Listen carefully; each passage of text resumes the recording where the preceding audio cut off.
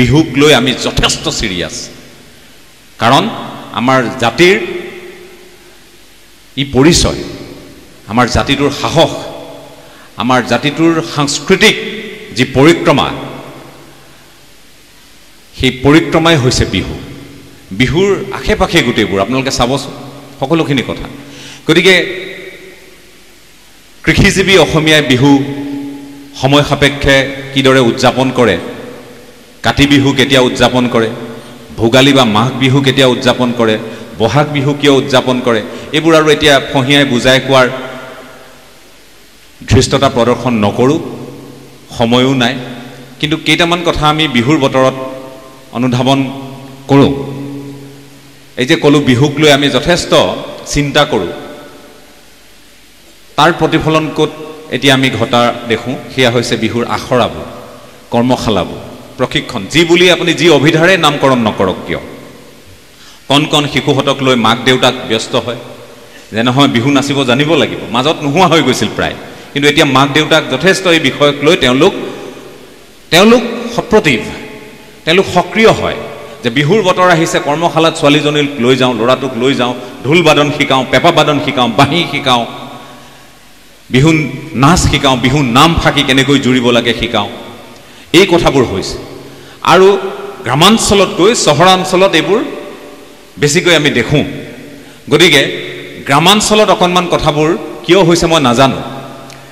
মই দুদিনমান বিহুৰ এই দিনকেইটাত গ্ৰামাঞ্চলত আছোঁ ঢোলৰ চাপৰ এটা শুনিবলৈ নাই এযোৰা বিহু পাবলৈ নাই মই বোলো আহিছোঁ যেতিয়া ঘৰলৈ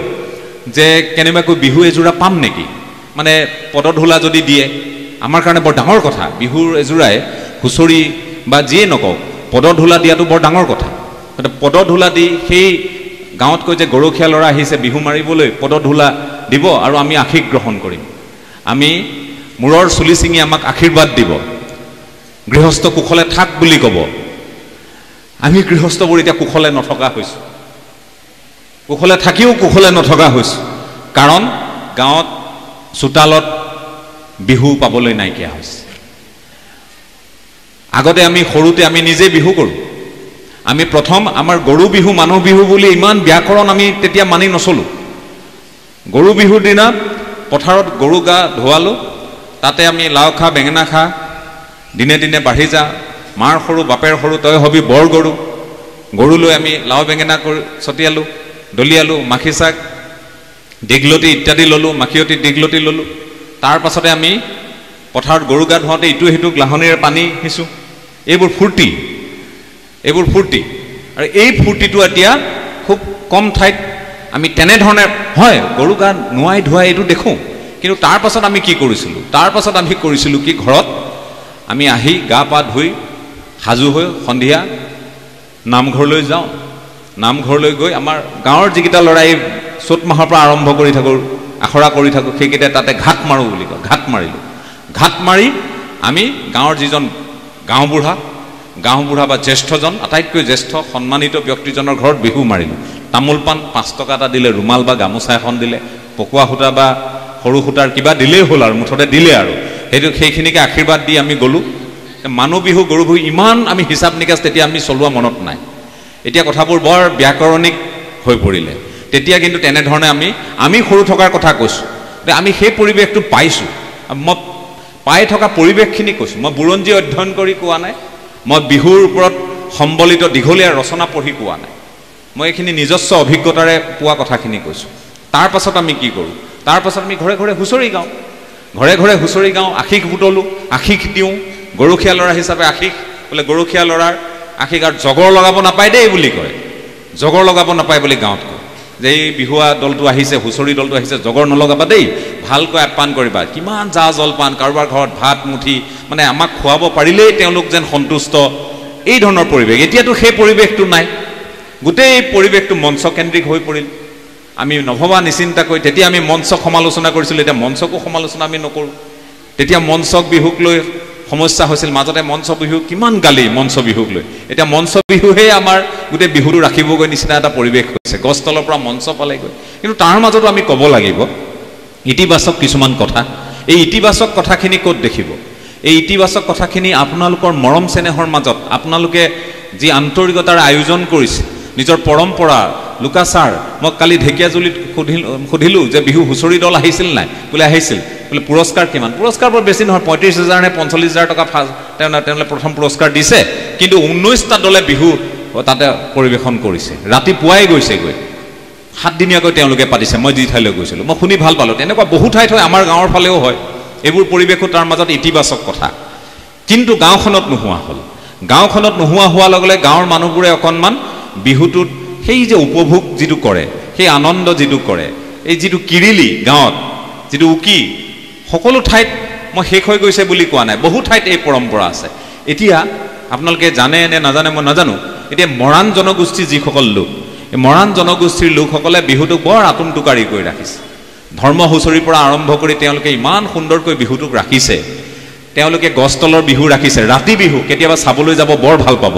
এই কাৰণে ভাল পাব যে মৰাণসকলৰ যি ৰাতি বিহু এই ৰাতি বিহুত আপোনালোকে দেখিব যে এখন খেলপথাৰ চৌদিশৰ পৰা বাঁহৰ মানে আপোনাৰ বাঁহেৰে বেৰি পেলায় বেৰি নাচনীক ঘৰত গৈ তামোল পাণ দি খোজে আৰু নাচনী যে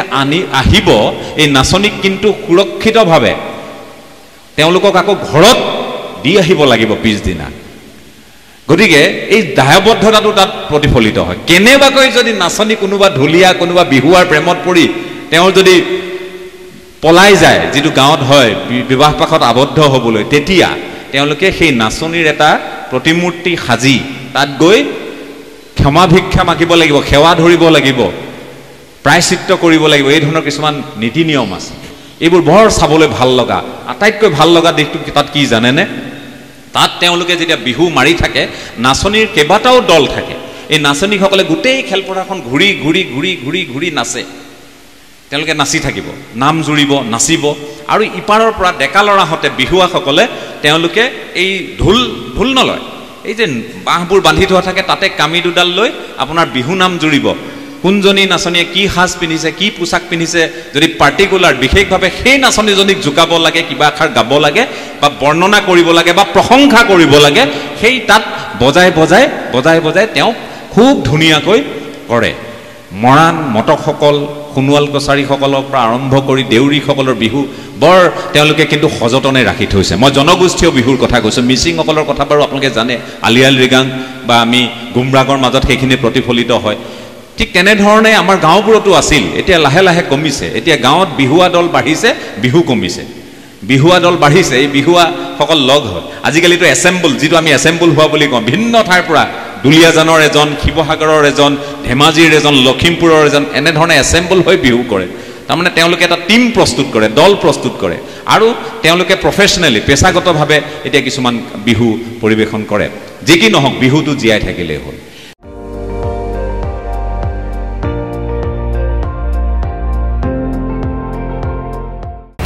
আপুনি চাই আছে ND24 সৰ্বশ্ৰেষ্ঠ নহয় সৰ্বোত্তমৰ দৌৰ